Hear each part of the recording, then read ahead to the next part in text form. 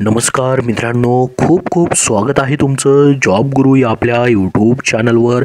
मित्रांनो, वन विभागामध्ये तुम्हाला सरकारी नोकरी करायची असेल तर त्याच्याबद्दलचं अतिशय महत्त्वाचं एक परिपत्रक प्रसिद्ध झालेलं आहे. वन विभागामधील मित्रांनो, वनसेवक ज्याला आपण वन मजूर असं म्हणतो, त्या पदाची पदभरती लवकरच सुरू होऊ शकते. जवळपास 12,000 पेक्षा जास्त जागा ऑल ओव्हर महाराष्ट्रामधून असू शकतात.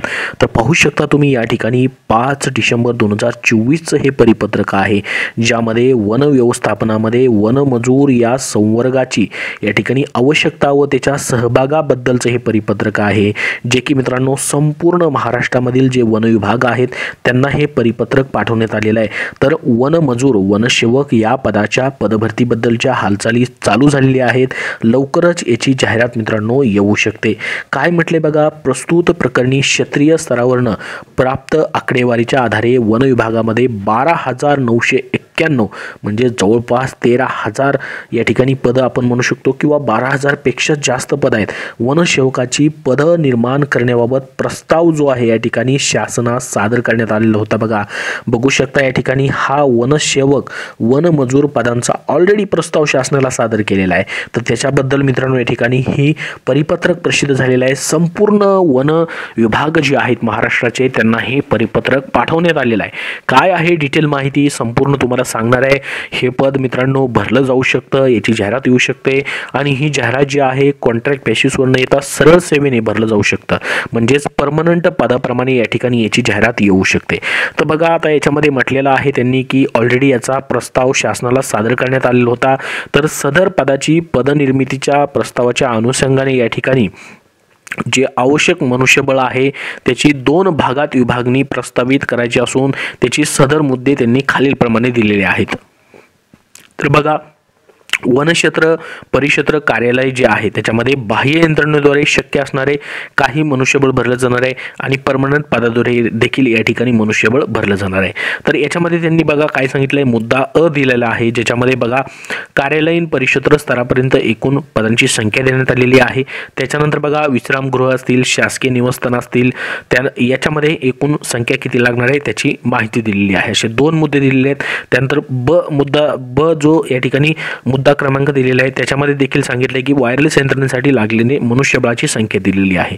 तर बघा वरील जे परिपत्र दिलेले त्यांनी त्याच्यामध्ये त्यांनी तात्काळ माहिती सादर करावी असे आदेश जे या ठिकाणी देण्यात आलेले आहेत. तर बघा आता काय म्हटले खाली याच्यामध्ये अजून बघा वनमजूर जे आहे किंवा वनसेवक जे पद आहे त्याची माहिती जी आहे या ठिकाणी त्याची आवश्यकता किंवा त्याचा सहभाग जो आहे त्याच्याबद्दलची ही संपूर्ण परिपत्रकामध्ये माहिती दिलेली आहे. याच्यामध्ये त्यांनी सांगितले बघा की महाराष्ट्र वन विभाग सध्या वैधानिक वनक्षेत्रामध्ये वनोत्तर क्षेत्रातील वने वन्यजीव याचे व्यवस्थापन करीत आहे. तर त्यासाठी मित्रांनो या ठिकाणी त्यांनी संपूर्ण वन विभागाची माहिती दिलेली आहे. त्याच्यामध्ये त्यांनी सांगितले की वनसेवक वनमजूर जे पद आहे त्याची खूप मोठ्या प्रमाणामध्ये या ठिकाणी महत्त्व आहे. तर ह्या जी पण वन विभागामध्ये वनमजूर जे पद आहे तर याच्यामध्ये अगोदर बघा रोजंदारी तत्वावरती वनमजूर जे आहे पद भरलं जात होतं, परंतु आता याच्यामध्ये काही बदल जे आहेत केले जाणार आहेत त्याची देखील माहिती त्यांनी दिलेली आहे. तर वनमजूर हे जे पद आहे मित्रांनो याच्यामध्ये त्याचं पेमेंट किती असणार आहे त्याच्याबद्दलची माहिती दिलेली आहे. आणि हे जे पद आहे मित्रांनो वन विभागामध्ये वनरक्षकपेक्षा निम्न श्रेणीतील गट ड हा नियमित संवर्ग निर्माण करण्याबाबत प्रस्तावित करण्यात येत आहे. त्या संवर्गाची ठळक बाबी खालीलप्रमाणे प्रस्तावित दिलेली आहेत. तर बघा हे पद जे असणार आहे गट ड मध्ये या ठिकाणी नियमित संवर्ग म्हणून प्रस्तावित करण्यात येणार आहे, जे की मित्रांनो सदर संवर्ग हा 100% सरळ सेवेने भरला जाणार आहे. या ठिकाणी त्यांनी दिलेले देखील आहे बघा, सदर संवर्ग हा 100% सरळ सेवेने भरण्यात येईल. यामध्ये केवळ स्थानिक उमेदवारांची नियुक्ती देण्याची तरतूद करण्यात येईल. स्थानिक याचा अर्थ ज्या वन विभागामध्ये नियुक्ती द्यायची आहे त्या वन विभागामध्ये रहिवासी असणार आहेत. म्हणजे आता बघा ज्या 12,900 पेक्षा जास्त जागा आहेत त्या जिल्ह्यानुसार जागा निघतील आणि तुम्ही ज्या जिल्ह्यामध्ये राहताय त्याच जिल्ह्यामध्ये मग तुम्हाला काय करता येईल, अर्ज करता येणार आहे. तर ही एक गोष्ट महत्त्वाची असणार आहे. तुम्ही ज्या ज्या जिल्ह्यामधून जागा निघतील बघा त्याच जिल्ह्याचा रहिवासी तुम्ही असणं आवश्यक असणार आहे. ही याची एक काय असते आट असू शकते.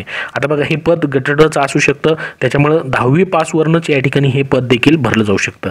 तर सदर पद गट ड मधील राहील व त्याची 7व्या वेतन आयोगातील वेतन श्रेणी S1 15,000 ते 47,600 अशी राहील. सदर पदाचे पदनाम वनसेवक असे राहील. या ठिकाणी पाहू शकता तुम्ही बघा, वनसेवक असं या ठिकाणी या पदाला म्हणलं जाईल. 7व्या वेतन आयोगानुसार तुम्हाला पेमेंट देखील असणार आहे 15,000 ते 47,600 प्लस याच्यामध्ये शासकीय भत्ते वगैरे असतील. हा बेसिक पेमेंट असतो. तर सदर पदावर नियुक्ती करता किमान 10वी पास ही शैक्षणिक अर्हता ठेवण्यात येईल. बघा, मी तुम्हाला सांगितले की 10वी पासवरती असू शकते. उमेदवाराची कमाल शैक्षणिक अर्हता 12वी असावी. कमाल वयोमर्यादेपेक्षा जास्त शिक्षण घेतलेले नसल्याबाबतचे हमीपत्र उमेदवाराकडून लिहून घेण्यात येईल. यावेळी कमाल मर्यादा 12वी पास न ठेवलेच उच्च शिक्षित उमेदवाराकडून जास्तीत जास्त लाभ घेतला जातो. कमी शैक्षणिक अर्हता असणाऱ्या उमेदवारांना संधी मिळणार नाही.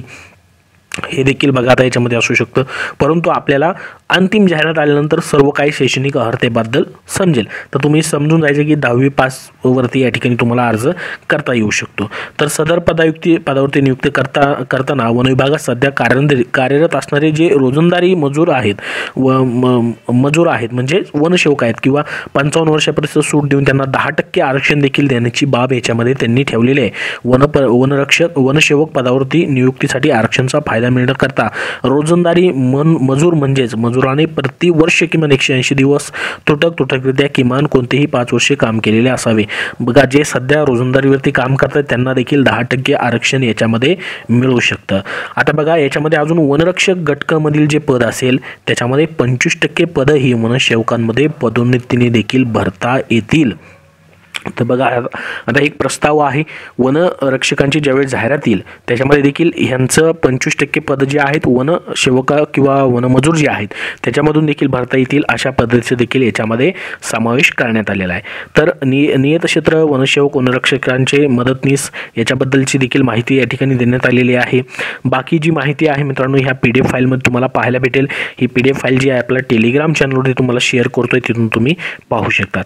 आता बघा, याच्यामध्ये वनसेवकांची वेतन श्रेणीबद्दलची माहिती दिलेली आहे. याच्यामध्ये तुम्हाला मूळ वेतन पहिल्या महिन्याला 15,000 असेल. हे वाढत जाऊन 47,600 पर्यंत जाईल. याच्यामध्ये महागाई भत्ता असेल, घर भाडे भत्ता असेल, स्थानिक पूरक भत्ता असेल, वाहतूक भत्ता असेल, तुम्हाला प्रवास भत्ता असेल, असे मिळून तुम्हाला पहिल्या महिन्यालाच मित्रांनो 28,090 रुपये इतका पेमेंट या पदाचा जाणार आहे. बघा, आतापर्यंत रोजंदारीवरती पद भरली जाते होते, त्यांना देखील याच्यामध्ये आरक्षण असणार आहे आणि पुढे जाऊन हे आता पद परमनंट पदाप्रमाणे या ठिकाणी भरलं जाणार आहे. सरळ सेवेने भरलं जाणार आहे. याचा अर्थच परीक्षा घेऊन तुमचं हे पद भरलं जाऊ शकतं. तर याच्याबद्दलची संपूर्ण माहिती याच्यामध्ये त्यांनी दिलेली आहे. आता याच्यामध्ये वनसेवकांची वरीलप्रमाणे पदं निर्माण केल्यास त्याचे फायदे काय होणार बघा.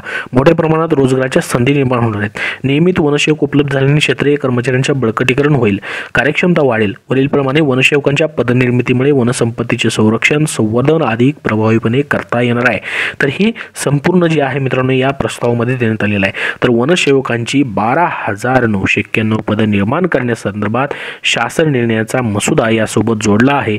तरी वनसेवकांची 12,991 पदं निर्माण करण्यात ही विनंती मित्रांनो या ठिकाणी वन संरक्षक जे आहेत महाराष्ट्र राज्य नागपूर यांनी केलेली आहे. तर याच्यामध्ये पाहता मित्रांनो खाली वनमजुरांच्या आवश्यकतेबाबतची आकडेवारी त्यांनी दिलेली आहे. आता आदिसंख्य वनमजूर किती कार्यरत आहेत क्षेत्रीय कामाकरता, आदिसंख्य मजुरांची आवश्यकता आहे किंवा असे कसे असल्यास संख्या किती असणार आहे त्याबद्दलची माहिती देखील त्यांनी या ठिकाणी दिलेली आहे. आता प्रत्येक बघा पाहू शकता तुम्ही, प्रत्येक जे वनवृत्त आहे, वनवृत्त म्हणजेच वन विभाग आहे ज्याला आपण त्या जिल्ह्याचं वन विभाग म्हणतो. बघा या ठिकाणी दिले त्यांनी वनवृत्त वन विभाग दिलेला आहे. त्यानुसार किती पदं लागतील त्याच्याबद्दलची संपूर्ण माहिती या PDF फाईलमध्ये तुम्हाला पाहायला भेटेल. अशा पद्धतीने पाहू शकता. तर आता मित्रांनो याच्याबद्दलची जशी जाहिरात प्रसिद्ध होईल किंवा त्याच्याबद्दलचं पुढचं जे अपडेट येईल. आता बघा मित्रांनो ही जी आहे परिपत्रक हे डिसेंबर महिन्याचं करंट अपडेट आहे. याच्या अगोदर देखील मित्रांनो याच्याबद्दलची हालचाली चालू आहेत. वनसेवकांची भरती होणार आहे त्याच्याबद्दलचे न्यूज देखील आलेले आहेत, परंतु अजूनपर्यंत जाहिरात मात्र आलेली नाही. जाहिरात आता मित्रांनो येऊ शकते, ती डायरेक्ट परमनंट पदांची येऊ शकते. त्याच्याबद्दलचे हे अपडेट आहे. तर जाहिरात आली तर तुमच्यासाठी या ठिकाणी ही खूप मोठी बातमी असणार आहे, आनंदाची बातमी असणार आहे. वनरक्षक नंतर मित्रांनो हे गट डचं खालचं त्याच्या वनरक्षकच्या खालचं या ठिकाणी हे पद असेल ते म्हणजे वनसेवक वनमजूरचं. तर याबद्दल जसं पुढचं अपडेट येईल मित्रांनो तसं तुम्हाला आता शेअर केलं जाईल. सध्या तरी मित्रांनो याच्याबद्दलची ही प्रक्रिया सुरू आहे, त्याच्याबद्दलचे अपडेट आहे. तुम्हाला टेलिग्राम चॅनलवरती आपली ही PDF फाईल पाहायला भेटेल, तिथून तुम्ही सविस्तरपणे वाचू शकता. तर या व्हिडिओमध्ये एवढीच महत्त्वाची माहिती. अजून याबद्दल जसं अपडेट येईल तुम्हाला शेअर केलं जाईल. त्यासाठी आपल्या या चॅनलला सबस्क्राईब करून ठेवा. धन्यवाद.